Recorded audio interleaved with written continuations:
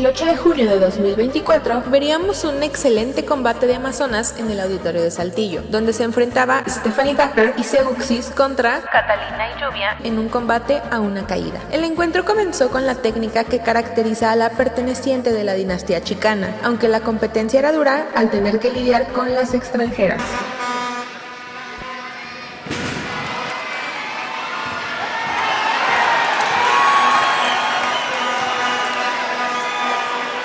Es así que veríamos un duelo de chilenas donde las llaves como los golpes eran un ir y venir. El combate cambiaba de dirección cuando las técnicas se encontraban dominando con facilidad hasta que la rudeza de Zeuxis y Vaquer hacían perder con un doble conteo de 3 a la dama del escándalo y a la diva del reino.